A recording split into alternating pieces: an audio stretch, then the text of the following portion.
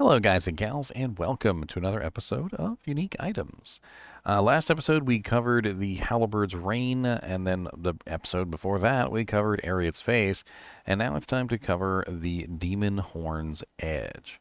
Demonhorn's Edge is a rather weird helmet for the Barbarian, and it kind of looks a little weird, too. Kind of makes you look like a little, maybe like a little bunny rabbit, or maybe like Loki from, from the Avengers. In general, it has some nice stats, but at the same time, it also rolls really poorly on a lot of those stats. Let's go over it together and let's talk about it and figure out whether or not we like it. So we've got defense 408, which is a variable that goes as low as 345 and as high as 408. We have a strength requirement of 151, which isn't too bad for an elite helmet. It has a level requirement of 61, which is also pretty nice, considering, again, it is an elite helmet already. And let me just double check that since I said it like 3 times. It would be a shame if I was wrong. Am I wrong? I don't know.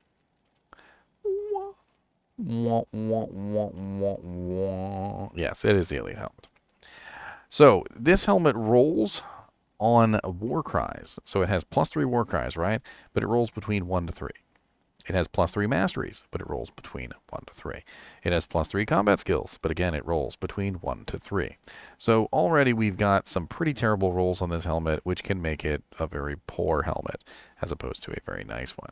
Obviously, +3 to all skills is a lot more, what's the term? Enticing than like 1-2-1, or like 1-1-1, or like 3-1-1. In general, having 3 to all would definitely be a lot nicer, especially since most barbarians usually build all 3 trees. If you are a barbarian who is actually actively killing things, you usually have quite a few points into Masteries, you have quite a few points into your combat skills, and you have quite a few points into your Warcries. It is very rare that I ever find a barbarian who does not have at least 1 skill in every single tree, and so having +3 to all skills definitely would be very nice. We also have 10% increased attack speed on this helmet, which does make it a very interesting choice to increase your attack speed. You could, of course, socket this with another 15% IAS jewel, bumping that up to a very nice 25% IAS. So pretty sweet.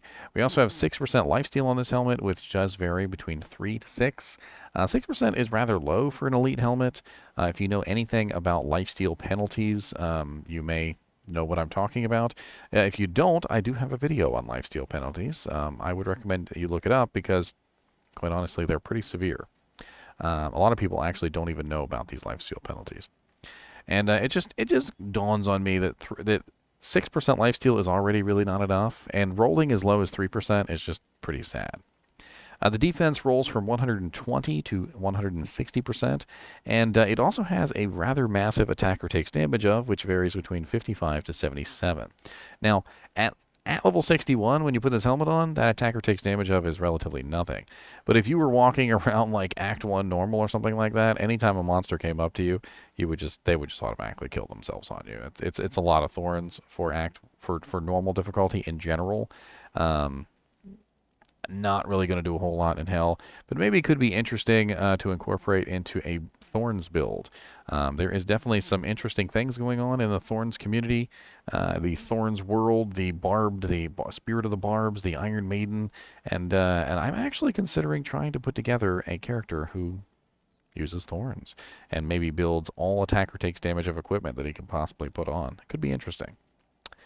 We also have the ethereal version, which rolls 611 defense, and of course has slightly lower strength requirement of 141.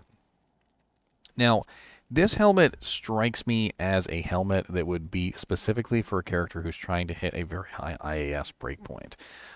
If you are any kind of character who needs faster attack speed, a helmet that already has faster attack speed on it, especially since it can be socketed and put more faster attack speed in it, is definitely going to be a very nice choice. You could obviously throw in, like I said, a 15% IAS jewel, but that 15% IAS jewel could have other things. Like, for instance, it could have 15 all res, you could have a 40% ED, it could have max damage, min damage. There's a lot of different options, and it could make this helmet even better by putting in the correct piece of equipment. You could also technically put in like a burr rune for damage reduction, or I'm just thinking off the top of my head, maybe even a topaz for magic find. There's a lot of different choices when it comes to sockets and helmets.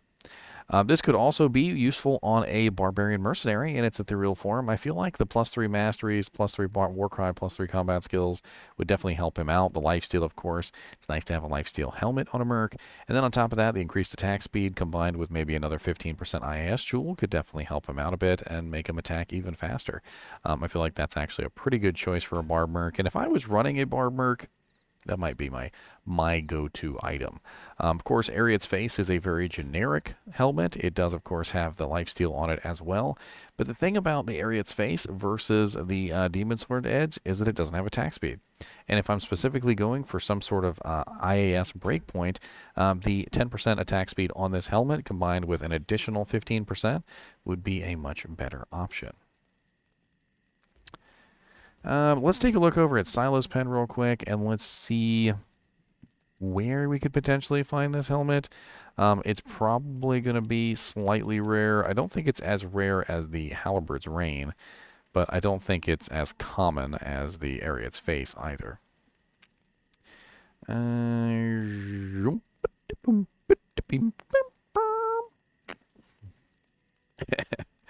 Alright, so here we are over on Silo's Pen, and as you can see on Silo's Pen, we have the Demonsword Edge. I get a 400% magic find because it's a higher level item. And let's assume for a second that we're not going to do quest flags. So it looks like Diablo in Hell at 1 in 1,450 is our best chance there, and Bale right behind it at 1 in 1,478. Now, of course, when you consider speed of killing, I think Diablo is definitely the better choice over Bale. And then Mephisto is not too far behind with 1 in 1,768, so not bad. But that's the quest kill. Sorry, that's the quest kill. So the non-quest kill is 1 in 2,671. So it does seem like Diablo in Hell is probably your better bet. It's probably your better bet. Let's take a look at super uniques real quick. I always like to look at those. And some pretty poor chances here. I mean, Eldritch, 1 in 16,000. I back the Unleashed, 1 in 16,000. Shank, 1 in 16,000. I mean, that's a pretty standard farming rotation, by the way. I mean, you do Pindle, you kill Doc Farron, you kill Shank, you kill Eldritch, and then you also kill, what's his name? Thresh Socket. Is Thresh Socket on here? He is on here. So there you go. There's Thresh Socket. So not a bad little bing bang boom combo. That could work out just fine. Cold Crow has a really terrible chance, but she's in Act 1 Hell. So if you were trying to like get a hold of this in Act 1 Hell, that could be an interesting choice. All in all, there's really not a lot to say about this helmet. I do feel like it is targeted specifically at melee characters. Obviously, with the increased attack speed on there, it's something that you would want to use if you were swinging a weapon. So if you're a Warcry Barb, maybe not the best choice for you. If you were a item find Barbarian who wasn't actually hitting anything, maybe not the best use for you. As a Barb Merc, I feel like this is a really nice helmet for Barb Mercs and might be, honestly, superior to the Arreat's Face just simply because of the increased attack speed. Granted, it doesn't have the very nice plus to stats and the all resistances, but usually Barbarians are not like so bad off on resistances. I'm not really 100% sure. The other thing is that when it comes to the Barb Merc, he's a very highly melee character, and a G-Face with an IAS jewel might be superior to Demonhorn's Edge. Despite the fact that it's got some nice plus to skills and lifesteal and whatnot, you know, the extra deadly strike and the crushing blow might just be the winning factor there. Anyway, as always, I do appreciate you guys and gals watching my videos, even when we're talking about the helmet that Loki wears from Avengers. And as always, keep watching.